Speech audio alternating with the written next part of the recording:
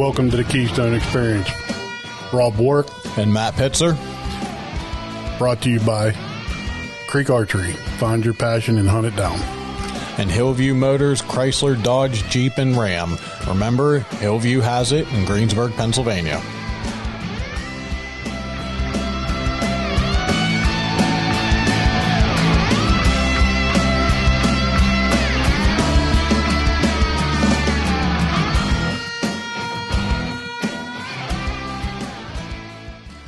What's going on, everybody? Hey, we got a special guest with us today from CVA. His name is Tony Smotherman. How you doing, Tony? Shoot, man, any better? I couldn't stand it. How about you guys? Oh, we finally got a little bit of rain here in Pennsylvania, so things are doing pretty good. Well, man, have you guys been as hot down there as it has been up here? Dude, yeah. So we're like at 104 here outside of Nashville today, and it's been that way for a week or so. And like you just mentioned, we finally got a touch of rain too, and it seems like it kind of swept across the country. I was kind of watching it come out of Nebraska and come through Iowa and then come over towards me and then up towards you as well. So I think we all got a touch of relief. Well, I was going to complain about our heat, Rob, until he said they're 104, and that's like 15 degrees hotter than we are. So that's not counting humidity and all the other fun stuff that comes with the South, bro. That is like for real temperature. So probably real feel probably be like 112. Yeah, our humidity, I mean, being up on the East Coast, we're the same. We get all that humidity. I think when I left the house this morning, the news said it was 91% humidity. Oh, yeah. It's like rain. 75 degrees at 6 a.m. Yeah, I started work at 1:30 this morning, and it was just freaking miserable. I opened the garage door, and it just, punched me in the face. It was cooler outside than it was in the shop. Well, I'll tell you, man, it's just we're in the dog days of summer right now. This August time is rough for everybody. And I just while we're talking here, I just got a message from a cell cam. I got 6 coyotes standing in the middle of a soybean field right now, and it's 91 degrees. Oh, my gosh. Well, they only do that when you're not there, of course, This is ridiculous. I killed a coyote there 2 weeks ago when I was changing batteries in that same camera. Well, and I ain't real smart, but if I was a betting man, I'd say you probably should go back to that same spot. I believe I might have to go there when we're done with this. Well, man, it's a pleasure to be here with you guys this evening, man. I'm looking forward to it. Hey, we appreciate you coming on. I mean, I am a big, let's say I started flintlock hunting before I got into the whole inline thing. Oh yeah. And we're like that for sure. What was it, 2-3 years ago? The one sporting goods store here in Pennsylvania, they had the CVA Optima V2 on sale, and I ran over there. It was black with the brushed aluminum-looking barrel, the stainless barrel. That's stainless steel barrel that we actually run through a bead blasting process to knock that sheen down, per se. So it almost looks like a brushed nickel, per se. So I bought that and started hunting with it right away, and I think I killed, 4 does with that in the first 6 months of owning it. Well, so right there in you guys' portion of the world, you got a pretty limited inline season still today, correct? Yeah. Yep. Yeah, very much so. We get, 2 weeks? 2 weeks. In archery season, but it's for doe only. Oh, yeah. Wow. And then that's really it, isn't it, for most of the state? Yeah. And then we have a couple areas, and fortunately we're in one of those areas where once the traditional rifle season is over and it goes back to just archery and flintlock, our area is a special management unit, and we're still allowed to use rifles or inline there. Yeah.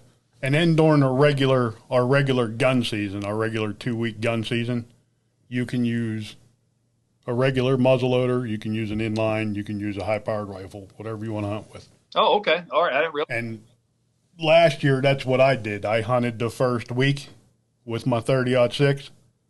And then I took my CVA out, and I killed my big 7-point with it on the last Friday of the season. Well, something about a big 7, isn't it? Oh, yeah.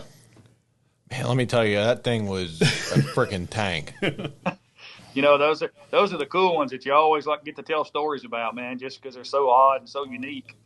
And what was cool was that morning, around 8 o'clock, he walked past the cell cam. Oh, wow. And me and the other guy that was on the lease, we went over to do something. I can't remember. I think we were setting up to go goose hunting the next morning. We were putting up blinds, goose blinds. And there was still about a half hour of daylight left. And I said, you know what? I said, I'm going to run up on the hill here where I seen that buck this morning on the cam. I said, I'm going to jump up in the tree stand. I wasn't up there 15 minutes. Here come this spike down off the hill. And the spike kept stopping and looking over his back. And I'm like, somebody's got to be following him. You know, and I'm watching and watching and watching. And I started seeing tines come through the brush. And then he jumped over the fence and started coming on to our side of the property. Looking at him, I'm like, hey, that's the same buck from this morning. I think it was 110 yards. That's pretty. And he stopped broadside. I shot him, and I'm like, you got to be kidding me. I missed. He's just standing there. And then all of a sudden he started shaking, and he coughed, and just this big chunk of lung come flying out. And he took one step and dropped over. You canceled his Christmas pretty quick, didn't you? Yes, sir. Yes, sir. And then Matt went out and got himself one. So we got to get him all sighted in and ready for this season to come up here. Well, dude, it's going to be here before you know it, man. We're like already in full prep with food plots and getting stands put out and all that kind of stuff. So, man, it is here right now, dude. Now, CVA makes more than just muzzleloaders too, right? We do. So just a bit of a history, I say history lesson, but a little backstory behind who we are and what we are today. We started building muzzleloaders, side lock stuff like what you had talked about there earlier. We started building those guys back in 1971. So we've been in the inline or in the muzzleloading manufacturing business for quite a while. And obviously today it's modern inline stuff that we all utilize now. And we don't mess with the side hammer stuff much anymore. We still have some older guns that's out there on the market under the CVA brand. But for what we do today is modern inline muzzleloading manufacturing. But about 4 years ago, we'll step back. We'll say 5 years ago, we stepped into the bolt action centerfire market. We felt there was almost a bit of a lag, I guess, if you will, in the modern bolt action manufacturing, to where you had a few guns that were still what we consider more entry level price points, and then obviously you got the big dogs up to the $7,000, $8,000, $9,000 custom guns like the Gunworks guys build out in Wyoming. And so we felt that, you know, we've been known as a the blue collar muzzleloader manufacturer. So we wanted to step into that market and fill a void, and that was get into the bolt action market. And started out with a gun we call a CVA Cascade. And now the Cascade is not just a gun, it's a series of guns now that we build multiple different models underneath that Cascade family today. So we've definitely expanded our horizons from 1971 side lock octagon barrels to where we are today. And I even got one of the old side locks. Mm-hmm. Yeah, that's what I started with. Actually, I just put one up. The first muzzleloader I ever used was back in the, oh gosh, it's kind of dates me now, but I guess back in the early 90s, maybe 91 maybe. And it was a CVA St. Louis Hawking, which is a side hammer, brass butt plate. And I was using a number 11 percussion cap at the time, and I remember adapting it over to a small rifle primer, but it was still an old school 1-in-48 twist octagon barrel muzzleloader, and I actually just took it to my new place in Iowa here last week. The one I have is a flint. Oh my! Because that's the only thing we're allowed to use here in PA is flint. Yeah, you can step back further than I did then. Yeah, you know, and I still hunt with it today. I mean, I love it. I kind of have the itch to do that just a little bit, to be honest with you. You know, I'm not spending any time behind a flintlock other than just playing with them on a range that friends had them, and some different muzzleloading shoots that we would go to. They had some flintlocks that we played with. But as far as actually sitting in a tree stand and utilizing one, I have not done that ever, which I kind of feel bad about that because muzzleloading is my jam. But I've never done it with that flintlock and that rock. You know, man, that has to be something pretty special to see that. When you shoot the first deer with that thing, now mine's a 1-in-66 twist. So and I run patch and round ball. Yep, round ball. And the round balls I all made myself. I got my own molds. You know. Wow, dude. So yeah, that's next. Yeah. My measures, my powder measures are deer antlers that I actually carved and everything, just so I got the right amount. I mean, yeah, I put a lot of time into it. I didn't realize I was talking to Grizzly Adams over here. But BY, his nickname is Mountain Man. Oh, well, there you go. Learn something new every day. So, and I don't mess with flintlocks. No. You know, No, there's definitely challenges to it because obviously during the hunting season, in the fall we deal quite a bit with inclement weather, or could, and with those with the frizzen pan and the flint and all that kind of stuff, it definitely makes things not real forgiving if the weather's not too awful good. Yeah. I guess over the years I've learned a lot of tricks to keep them going. Oh, for sure. Dry fly power, the fly powder for dry flies for trout fishing. Yeah. Mix that in with your powder. And that doesn't mess up your ignition timing or anything like that? Nope. Wow. I will say something, and I probably shouldn't say this. If you drill your frizzen hole out just a little bit bigger than what it comes factory, your ignition time is just as quick as a 30-06. Okay, no, that makes sense. We that's one thing that we over the years basically playing with. So we would consider that a flash hole. I guess you call it a frizzen hole per se. But we mess with that all the time and working. And actually, right now we're in development of a new modern inline muzzleloader today, and we've been playing with flash hole inside diameters, and we've been playing from 27 thousandths to 32 thousandths just to see kind of what our hang time is or lock time. So that is a big thing, especially for you guys when you got to light that powder and it's got to send it down to the left and it's got to go into the back of the powder column there. Yeah, I would imagine that's like super important for you. Yeah, I mean, my gun goes off just pretty much like a regular rifle now. Well, so I'm curious. So, do you guys ever come to the Harrisburg? Yeah. Yep. So this next, I'll say winter, but I guess it's early spring or whatever it is, February. This next February, make sure that we sit down there because I'd like to learn more about that actually. Okay. Yeah, we'll come up. We'll definitely stop in and see you. Yeah, we'll have a CVA booth there, and I'd love to learn more about that and how that operates because I'll bring some of them with you with me because I made extra ones that way when I'm out. If one of them gets clogged up, all I got to do is take an Allen wrench, spin it out, spin a new one in. Yeah, I would love that. That'd be awesome, man. That's like a whole new world for me.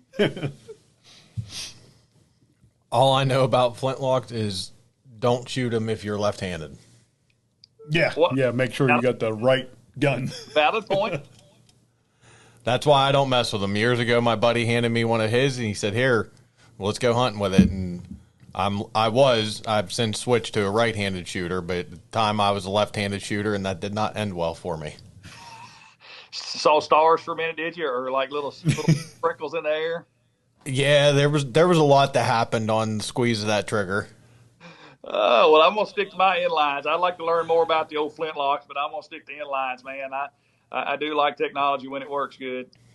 Yep. Yeah, that's where I'm at now. And so that's why we wanted to have you on so we could kind of go over what's new with CVA and the history and, what does it take for you guys to come up with new guns and new technology? Yeah, man, obviously we can run down a bunch of rabbit holes with that, but, the modern inline muzzleloader has been around since 1985 when Tony Knight from Knight Muzzleloaders, which I used to work for back in the day, he was basically the creator of the modern inline muzzleloader that we know today. And obviously we have tweaked and changed his platform that he built to what we have today and what we see today. And, there's so many modern advancements in muzzleloading that we know right now that, you mentioned earlier there that your gun goes off and you think it's a 30-06 because there's no hang time anymore. And that's kind of where we're at on muzzleloaders today. Our muzzleloaders right now are so quick as far as ignition timing because the inline ignition that we utilize through our QRBP or our quick removable breech plug that we have in all of our models, we are very quick on hang time. And if you were down on the next farm over, you would swear that whoever shot next to you was shooting an inline or a centerfire, not an inline, shooting a centerfire, but just because it is so quick of a lock time and hang time. But, the advancements of what we see today is just amazing in everything that we do, even down to, the most common problem that people think about when using a muzzleloader is how dirty they are. And obviously talking about the flintlock side of things, how nasty that is using traditional Go-X black powder and the old adage of I soak it in the bathtub to get it clean scenario. Yep. Yeah, it's pretty nasty stuff. But today with the powders that we have today, just the advancements in general. I mean, we're sitting here and I'm talking to a phone and you guys are a long ways away from me, and we're utilizing technology here, and everything that we do today is based on technology. And, muzzleloaders, they kind of lagged behind for a long time, but we really sped that up to where, modern advancements has made hunting with a muzzleloader much easier. Like I said, the biggest problem that people talked about is how nasty and corrosive they are. But with today's modern practices of how we build barrels, you talked about the Optima there with that stainless steel barrel. And of course, when we come out with stainless steel over a blued barrel, there was a huge advancements because there was less corrosion. But if you say the word stainless steel slow, stainless steel will still rust because there is impurities in that material that will cause a rust factor. Not as bad as a blued barrel or like your octagon barrels of the side lock stuff that you're talking about, but there's still rust issues in a stainless steel barrel. And in the last couple of years, we started doing a process that we call nitriding, or the nitride process. And basically that actually comes from a military process. And everybody thinks about these AR-15 platforms and they call them black guns. Well, they're black not because somebody painted them black and they like the color black like my hat. They're actually a nitrided process that makes that material impervious to any kind of corrosion. And in essence, nitriding is a glorified, very hot salt bath. So we take our stainless steel barrels after we machine them and run the grooves and lands in them. We run them through this salt bath or this nitriding process. And basically what that does is it changes the molecular structure in the stainless steel, and it brings the carbon out of the stainless to all exterior surfaces.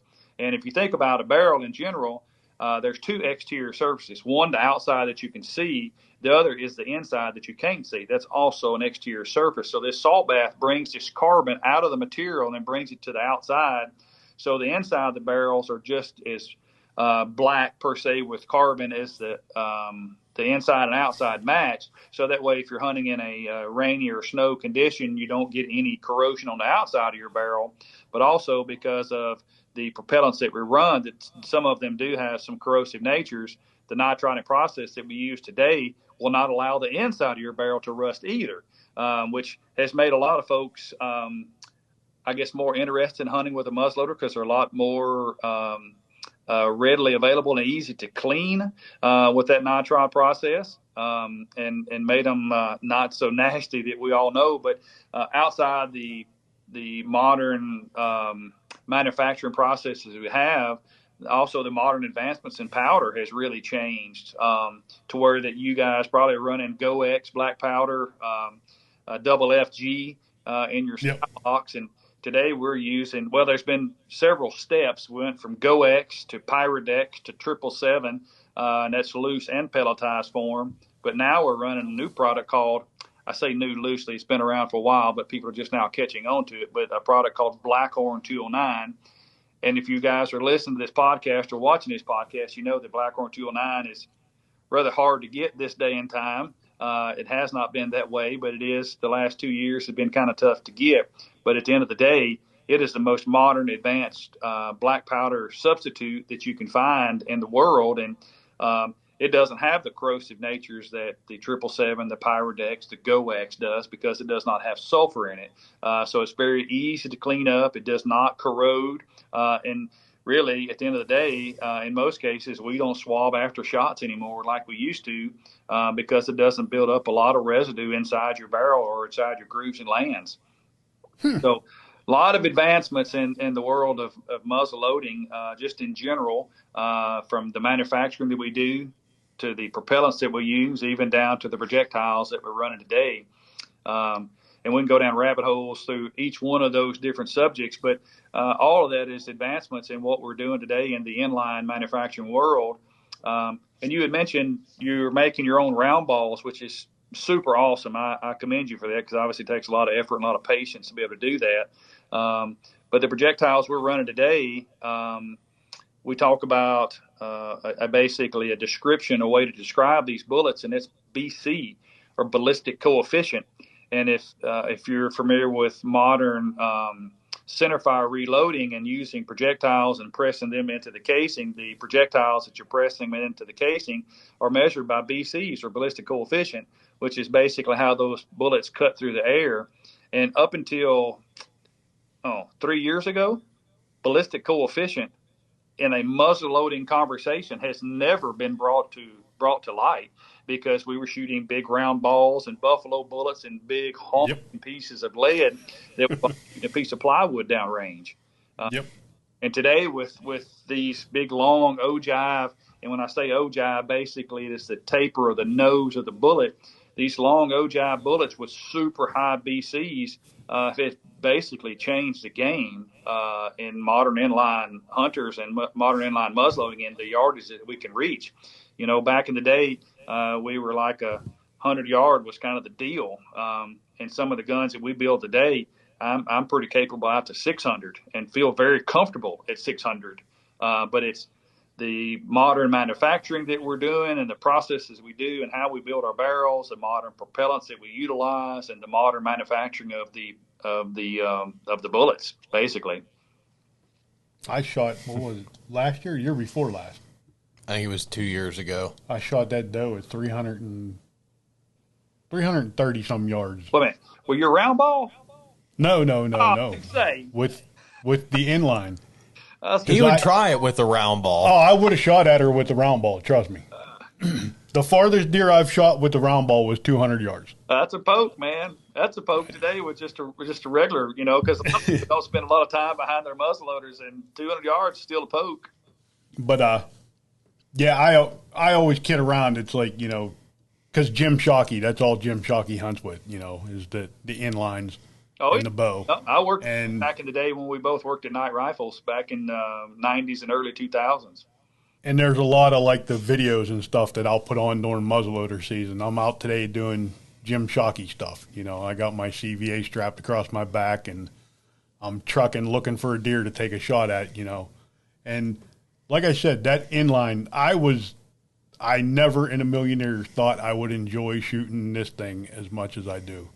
I mean, I love it. And like like I said, the modern advancements in powder that we utilize today really make it to where they're fun to shoot now, because the Blackhorn doesn't smoke as much as some of the older propellants do.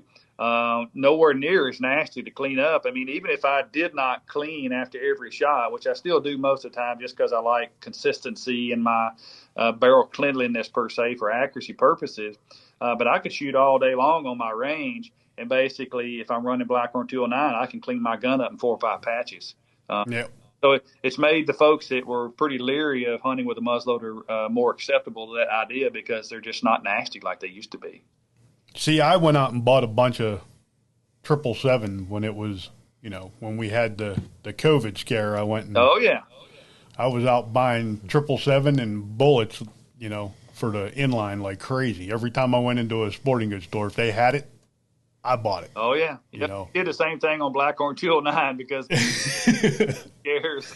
And now I'm wishing I would have went and got some Goliacs, because I'm down to like my last 5 pounds or something like that. And I'll probably have that shot up in the next couple of years. Well, I tell you, that's the downside to kind of what we're seeing today is, we're so used to this modern propellant like what we're talking about, Blackhorn 209, and it has become pretty scarce.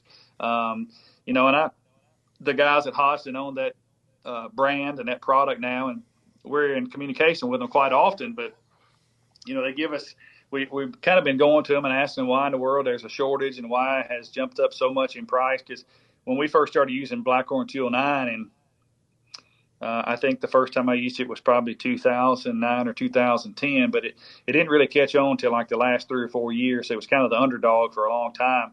And it was $35.99 for a jug, and a jug would be considered 10 ounces. Today, it's now pushed down to 8 ounces in a jug, and now it's $79.99. So it's $2 less and $50 more. So it definitely has aggravated some muzzleloader hunters and users across the country. But at the end of the day, it's still the best powder on the market. I've never played with it.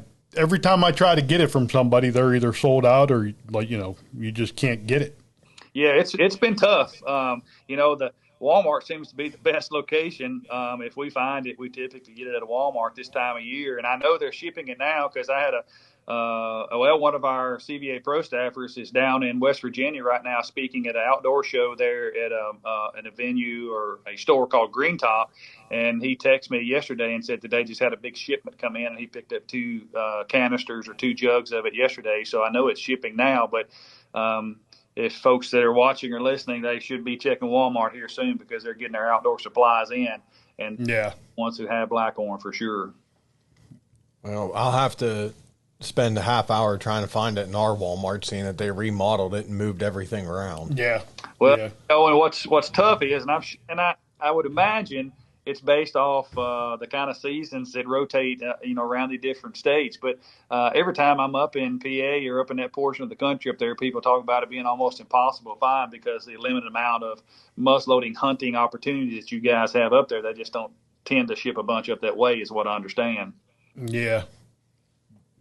You can't blame them. You send it where it sells the most, and when you've got a state that only allows for 2 weeks for 80+% of the state. Welcome to Pennsylvania. No doubt, bro. No doubt. That's okay though. We still love you guys. Hey, we do have one of the longest bow hunting seasons though. That's the only other nice thing about it, Oh yeah, no doubt. We start September 15th and run until the day right before gun season starts, and then as soon as gun season's over, we come back in. Oh, wow. Right after Christmas and run until the end of February almost. Yeah, that's pretty. So. Yeah, it's good to be a bow hunter in PA, no doubt. But I wish we could get the whole inline thing a little more jumped up there. And for the longest time, I didn't want to consider it a primitive weapon. Mm-hmm. I was one of those guys. Well, I use a side lock. That's a primitive weapon. That's a primitive. Yeah, besides a spear. And I was always against them adding the inlines to the season. But now that I've gotten one and I shoot it as much as I do, I honestly feel that it should be put in there because you got one shot, the same shot that I got when I'm using my side lock. Yep, for sure. And I'm one of those guys that shoot my side lock enough that I'm not scared to take a 250-yard shot with it, with open sights, because I know I can do it, And I know you guys up there, you guys are pretty thick with hunters up there. I hear there's more hunters in Pennsylvania than there is most of the country. Yeah. But, the inline season would definitely, I think, bring new people into the sport, into that hunting season, and generate some money for the state up there. And we rallied pretty hard in Pennsylvania for a long time to get inlines to be accepted up there. And you guys have an inline bear season now, right? Is that right? Yeah. Okay. Yep. I thought that. Yep. Okay. So it's easing in there. It's kind of a slow process. Yep. But it's just like through the Midwest. I spent a lot of time. For the last 30 years, I guess, traveling through the Midwest: Ohio, Indiana, Illinois, Iowa, Kansas. And they always had their shotgun season was shotgun or muzzleloader only. But today, they are allowing straight wall cartridges into these primitive weapon or gun seasons or muzzleloader seasons, depending on which state's how it's classified. But they're allowing these straight walls into these gun seasons, which seems crazy to me. But same scenario as you guys, we're easing the inlines in up there just a little bit at a time. Things is changing and growing with the modern adaptation of new cartridges and new manufacturing processes. I think we're even allowed. I think there's a season for the elk with an inline. I don't know. I don't pay attention to our elk season because the odds of drawing an elk tag are like hitting the lottery. Hey, all I know is they've been getting they've been getting the money out of me since they started this 20-some years ago. I still send in every year. I don't blame you. I would too, man. I do the same thing here in Tennessee. We have an elk season here, and we have one up in Kentucky too, which is just our northern neighbor. And I put in for them every year. They get my money no matter what. And like Yep. it's like winning the lottery if you get it. I want to. I mean, that what more fun would that be than to kill an elk in your home state? Oh, You know, dude, unprecedented. and I don't know, but I probably would have to take the side lock and do it. I wouldn't hold that against you. One of my dreams is to go kill a mountain lion too with the side lock. So Oh man, yeah, you could do that for sure. I definitely want to get out and get that done. That's a close quarter scenario, and then a scenario that is probably a pretty calm scenario where you're not have to worry about him running off too much. Yeah. Yep. So these you also work for another rifle company too, right? So we have our sister company, Bergara Rifles, and the kind of the long and short of that is that we started the Bergara brand many years ago to build barrels for our muzzleloaders. Just a bit of a backstory or history on that is that our barrel manufacturer for CVA went defunct many years ago, and instead of us looking and trying to figure out and find a new barrel supplier for our inline muzzleloaders, we basically just we just built our own barrel manufacturing facility, and we did that in Bergara, Spain. So our CVA muzzleloaders, we manufactured them at our facility there in Bergara, Spain. And we went to Spain. When we first did that, people kind of beat on us a little bit. Oh, why'd you go over there and this and that and other? And I totally understand that because I'd be the first one to jump on that bandwagon too. But if you just think about it. So if we want to go into car manufacturing business today, in a quick thought process, where would you go? I would first think Detroit, Motor City. That's where everything was built back in the good old days. Well, so if you want to go build a product, you go to where they know what the heck is going on. And if you think about Bergara, Spain, and doing your research into that area, it's the Basque region of Spain. They have been building swords and knives over there since the 1700s. And the reason that they built there in Bergara, Spain, is not because it was like a cool spot to be. It has the best steel and the purest steel of any location in the world. That's a big statement. The best steel of any location in the world. And the Bergara area, the Basque region over there, is all high-end firearms manufacturing. So basically, when we decided to build our Bergara barrels for our muzzleloaders, we went to Bergara, Spain, because that's what they do. They build stuff out of steel and iron ore because it's the purest there is. So we went over there and built our barrel manufacturing facility and called it Bergara Barrels, obviously, because it was in Bergara, Spain.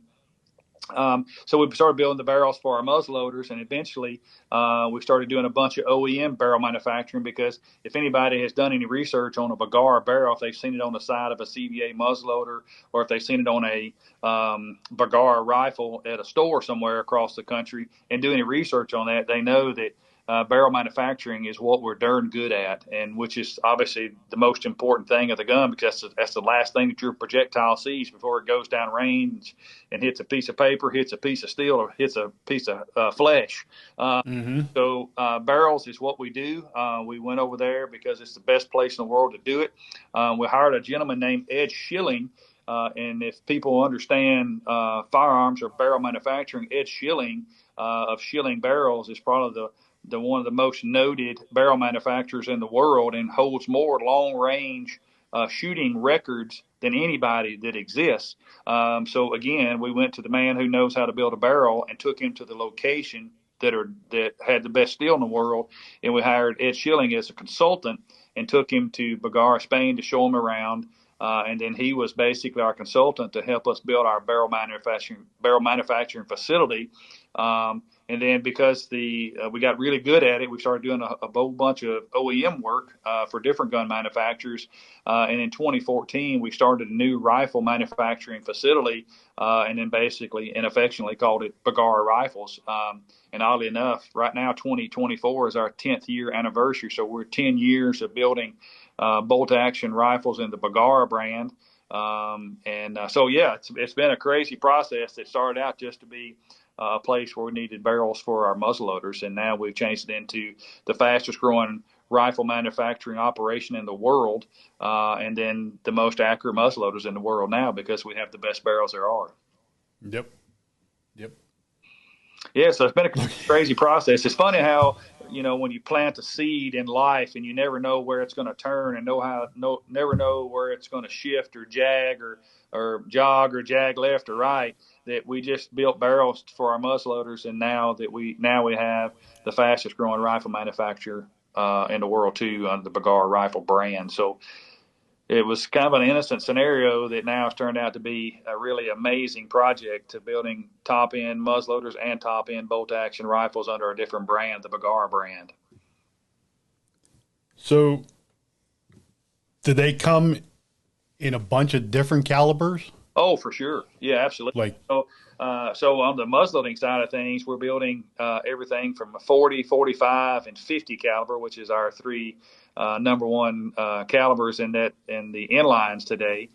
45 is it's pretty close to taking over the 50 caliber. Of course, the 50 caliber is tried and true. There's more projectiles on the market for that caliber than any other caliber there is. But our 45 caliber is a tried and true caliber that we introduced with faster twist rates than ever had been introduced before, and also high ballistic coefficient projectiles, like we talked about earlier, has now made the 45 caliber a super strong caliber in muzzleloading. But we've also jumped into the 40 caliber market, which is, I think right now it's probably only legal in I think the last time I looked, like 26 or 27 states. But it's an amazing, super high BC projectile, wicked long, and then shoots just like unbelievable. But on our centerfire side of things, we build everything under the sun from 204 to 300 PRC.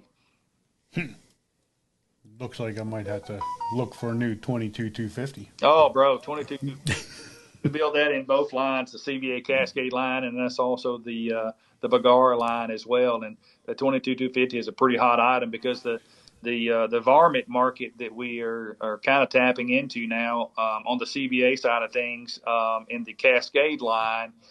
We just introduced a gun at SHOT Show, which was back in January of this year, called the Varmint Hunter, and it's specifically designed for varmint hunting guys because that is becoming a really big thing across the country. Obviously, a really strong hold out west, but we're building 204, 22-250, 243, and there's one more caliber. 223. So we build varmint guns in those 3 or 4 calibers there because it's such a hot thing. But that 22-250 has been around for a long time, and all of our coyote guys that we talk to all the time are like, "Oh my gosh, 204 is awesome, but it will never be the 22-250." Nope. That's my favorite caliber when it comes to me going out and shooting coyotes. I love that gun, and I can't put it down. I own a Seiko. I won it at a gun bash, and I'll tell you what, it is a friggin' tack driver. Well, the great thing about it too is not only is it a tack driver, but it also lessens the need to have to judge yard. It just pretty much, you 0 to 100, it's good. Kind of thing. Yep. But I'm definitely going to look into one of these Bergara 22-250. Oh, they're awesome, sir. They're awesome. Either that or the CVA Cascade, because it looks like a pretty nice looking gun too, from what the pictures we're looking at here. It is. So like so on our Bergara side of things, we build those guns on a Remington 700 platform. So basically it's a clone 700 action that's been, we'll say, tuned up a little bit over what our original 700 action was. But on the CVA Cascade, what we did with it is it's basically a proprietary action, kind of a Heinz 57. We wanted several features on an action that the Remington could not give us. Number one, if you look at a Remington platform, and it's pretty much every gun on the market today is a Remington platform or a clone. And those bolt throws are 90 degrees, which is from where it's locked down to you roll the bolt up to cycle it. That's 90 degrees of throw. So we wanted a less bolt throw on the Cascade. And the only way we could do that was to utilize a Savage 110 platform. So the Savage 110 platform, we basically built the top side of the action that's designed after an old school Savage 110, which is tried and true also, much like the Remington is. But it gives us the ability to get a 70-degree bolt throw. So it's a faster cycling action than a Remington would be. But when I was talking about it being proprietary, the top side is Savage 110. The bottom side actually is 700, to where it will accept a Remington 700 trigger, because a lot of guys out there that are long-range shooting guys or just gun guys in general, I'm one of them, being a trigger snob, and I want the best and absolutely lightest and cleanest trigger that I can get. So a lot of guys, instead of running a factory trigger, they want to run a Timony or a Jewel or something like that, or Trigger Tech. So we built the Cascade to where it's a faster cycling action, and they can run a custom trigger if they want to tune it up just a touch. Okay. Yes. Okay. So it's an interesting design. And, so I get this question often: what is the difference between like the CVA Cascade versus a Bergara B14? And a Bergara B14, B14 stands for Bergara 2014, which is when we started that brand. But the biggest differences is, number one, we make the Cascade is a bit less expensive than a Bergara. And the reason being is that we didn't cut corners or make something cheap on it to make it to where we could sell it for less money. It's just the Savage 110 action design is easier for us to machine. So it takes less machine time and less man hours to machine that action. Even though it has a shorter bolt throw and it is proprietary, we still are able to make that action in-house much faster than we do a Remington style platform. So we're able to sell it for less money for the sheer fact we got less cost in making that action and that design in particular. Interesting. Now, you were talking about triggers. What makes the CVA trigger one that maybe you don't want to switch it out for something custom? So the CVA trigger is adjustable if you want to adjust it yourself. And it typically comes out, the ones that I test typically come in about 2 pounds, 6 ounces. So it's pretty good. And actually, for most people, the word is amazing because I hear it all the time. But there's some guys that are just super tech and they want 1 pound, 6 ounces. And a lot of the factory triggers won't get that low, where these custom Timonies and Trigger Techs and Jewels, they will get down to 1 pound 6, 1 pound 4, especially for somebody that's more on the competitive side of things. They want the lightest, crispest trigger with no over travel, and they can tweak them. But it's just like you get and of course I'm the world's worst, but I'm the guy that gets a brand new truck, and then the first thing I do is go put a set of new wheels and tires on it. I different than the other white Chevrolet truck that Johnny bought the same day. So there's guys that just want to customize these rigs, and we wanted to make sure that when we built the CVA Cascade, that they could absolutely, for sure, customize it if they wanted to. I understand that. I didn't do that to my truck, but I sure did to my Harley. Yeah. You guys are the world's worst. Everything. Bought a brand new Harley, and within a week took half the parts that came off and put something else on. Yeah. You guys need to buy Harleys with scaled down bone version. That way you can put your own stuff on it. Because you're buying the Harley stuff, throwing it in the junk pile in the corner of the garage, and putting more stuff on it. Yep. Yeah, so I understand that. I left my truck alone, but my Harley's different. Yep. So, gun guys are the same way. There's gun guys that are so over the top, just like you are with your bike, man. There's so many guys that are that way that we just want to make it to where they could tweak it themselves, and a typical Savage action is tough to do that unless you make it how we did to where that it will accept a 700 trigger assembly on the bottom side of it. So it's a really cool setup, but the average shooter and hunter out there will never change it because it is an absolute stunning trigger at 2 pounds, 6 ounces. Because back in the day, man, if you had a 3 pound trigger, man, that was something to talk about. Everybody's like, oh, my trigger's 3 pounds. Where a lot of the guns back in the day were like 4.5. I remember having a Remington trigger well, my first bolt action centerfire I ever bought when I was 17 years old, obviously the factory Remington trigger in it, and I had to take it to a gunsmith and have a trigger job done on it because it was like 4 pounds, 5 ounces. I mean, literally white knuckling yourself to try to get that baby to go off, which at the end of the day, your trigger assembly is the, I think, one of the key pieces to make you accurate. If it's a hard white knuckling style trigger, you're never going to be accurate no matter how good the gun is, because you're trying to rip it off, you know. So we try to make the best triggers we can, and that's a great thing about pretty much everything in our Bergara B14 line, and then also in our CVA line, is we build everything on those guns in-house, 100%. That's the trigger shoe, the sears inside the trigger, the butt pad, the stock, the bolt handle, the bolt, the action, the barrel, the crown. I'm sorry, not the crown. The thread protector out at the end of the barrel by the crown. We build every bit of that in-house, 100%. And we build all that stuff in our facility in Bergara, Spain. So our facility over there now is not just barrel manufacturing. We make everything in-house. Man, that's a lot of work. Boy, it is, man. We just opened up a brand new facility. I think we cut ribbon on it about, well, time gets away from it, but I'm going to say probably 4 weeks ago now, maybe 3, that we just expanded our manufacturing facility over there by like 8 football fields. Wow. Yep. So we ramped her up. We've been building this facility here for about 2 years now, and finally cut the ribbon on it here a month ago or so, give or take. And it's pretty impressive. So what we've been doing so far has been absolutely stunning, but it's fixing to get much better. See, he's going to hide all the good stuff from us for now. Till we see him in January. So true. And in January, we'll have some new goodies to play with up there in Harrisburg. Now, if you had to pick one CVA muzzleloader that you guys are currently selling for your personal gun, which one would you like to have with you, and why? Accura MRX.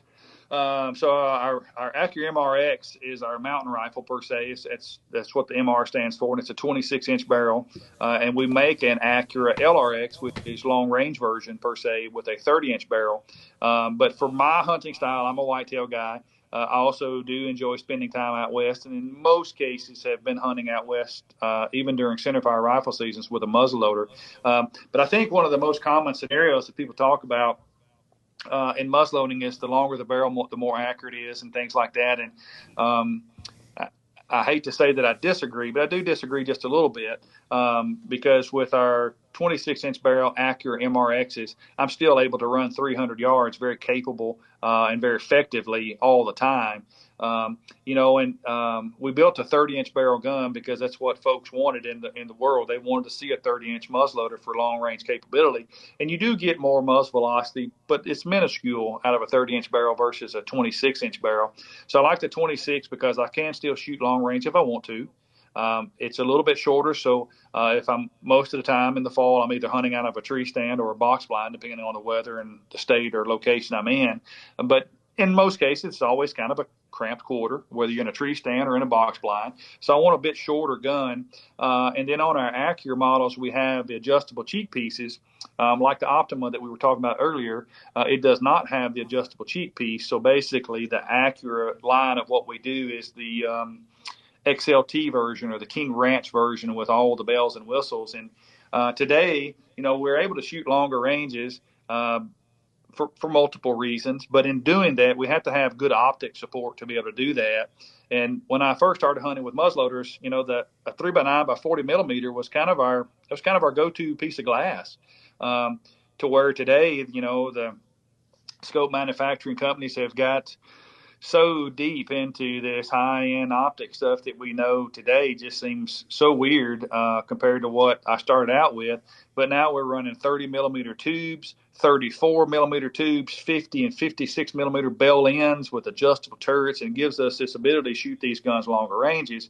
But to do that, we have to have adjustable cheek piece. So like in the archery world, obviously see a bow there hanging in the background. In the archery world, it's all about repetitive nature, knocking points and all that kind of stuff so that you're consistent in accuracy. Rifles and muzzleloaders is no different. So now that we're running these bigger pieces of glass for more clarity, more field of view, longer distances that we can shoot, we have to have adjustable cheek piece so that we keep our cheek well proper. So if you're running per se like an Optima and we're running a 56 millimeter bell end with a 34 millimeter tube, our cheek weld, where our cheek actually sits on the stock of the gun, then becomes a chin weld, because you're having to creep up higher and higher to get up to that taller piece of glass that you're running to be able to shoot longer distances. But in our Acura series, we've designed that stock now to where it's a break open gun, but still has an adjustable cheek piece. So the bigger, cleaner, clearer optics that we're running today to shoot these guns a little further, we still can keep a proper cheek weld with the adjustable cheek piece. So the Acura MRX kind of covers everything that I need personally as a hunter shooter. It's all covered in one gun itself. I still get the distance out of it, even with a 26-inch barrel. I'm able to do that because I have a adjustable cheek piece. So I can run big scopes with adjustable turrets, so I can understand the parallax or the climb and the fall of my projectile. And not to mention, too, we just talked about triggers, but the Acura is the only break open model that we manufacture today that does have an adjustable trigger assembly, too. Man, that was a great answer. Sorry. He had it so quick. Yeah, that's my jam, man. I'm telling you, I'm an Acura MRX kind of guy. So I guess we'll go down the other rabbit hole. Which high-powered rifle do you like to use? All day long, 6.5 PRC. And so let's back up just a touch on that. It depends on which critter. But if I'm doing mule deer or down, it's going to be a 6.5 PRC. Everybody loves a 6.5 Creedmoor. Now become known as the 6.5 Needmore across the country. It's a great caliber. It just lacks a little bit of sauce on the back end. It lacks the juice. It gained popularity because it is so accurate. It makes a bad shooter look good when he's on the bench because it just shoots. But it does lack a little bit of steam on the back end. So when the 6.5 PRC come out, it's running the same projectile or peel. It's running the same bullet as a Creedmoor. It's just got more gas behind it now. So the 6.5 PRC is kind of what the Creedmoor has been needing for a long time. So 6.5 PRC on mule deer down. And I do work in the firearms manufacturing industry and have since I was like 20 years old. And you can see by this gray stuff on the side of my face, I am not 20 today. So I do like firearms. So I'm not the guy that likes one gun. I like all of them, to be honest with you. I want every one I see. I'm a hoarder of firearms per se. But so if it was me choosing, I would use a 6.5 PRC for mule deer size animals and down. And then when I would go into an elk hunting scenario, I would either be a 300 Win or a 300 PRC, preferably a 300 PRC because it's basically just a modern day 300 Win mag with a higher ballistic coefficient projectile. So it's better, longer ranges. But if I was the one gun guy where I wanted one gun to cross over every bridge, it'd have to be a 7 PRC. Yeah, the 7 PRC is the hottest, shiniest caliber on the market today, and I would be lying if I told you we can't build them fast enough because that's what everybody wants. And the trade show season this last year, of course, dates us here a little bit now, but we're in the month of August or right here at the 1st of August. But trade show season, we consider January, February, March, and into April. So we've got 3.5 months of trade show season. I would say, when are you going to build a 7 PRC was probably 99.9% of the conversation that every trade show with every human being that walked up to it. It's just the hottest thing out. It's a super high BC, super modern 7 mag that has the ability to shoot heavier projectiles in a 7 mag. So it's a great crossover when you're hunting elk and really big game. And then obviously good for whitetail size tough too. So if I was a one gun man, 7 PRC all day long. If you're a hoarder of fine guns like myself, 3 PRC and 6.5 PRC. Well, buddy, I appreciate you coming on here and hanging out with us and giving us the lowdown on the CVA and the Bergaras. Dude, my pleasure. And if you want to stick around while we run it through our partnership thing here real quick. We'll do a little chat after we're done. Yep, you bet.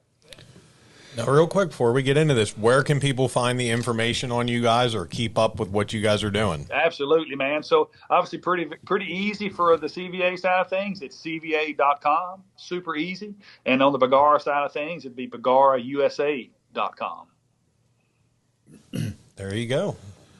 Well, hang out with us here. We got a couple bills to pay. Yep. You bet. Do it to it, fellas.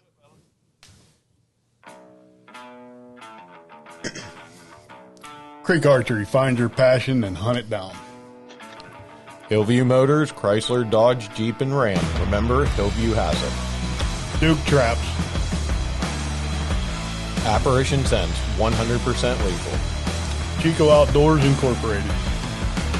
Bow Creek Outdoors. Head over to bowcreekoutdoors.com to get your trail cameras. Use code capital TKE20 for 20% off your order. Z&M Harley Davidson, right here in Greensburg. Stop up there, see them. They got a ton of used bikes right now and a ton of brand new bikes. Get up there, check out the new CVOs. Get you one, hit up the parts counter, get a bunch of new parts for it before you take it home so the wife don't yell at you. Z&M Harley Davidson. Back 40 Seed Company, Pennsylvania based, so it's going to grow in our area. You can go in different parts of it. And what did you say about their clover, Rob? It's the best damn tasting clover you can plant.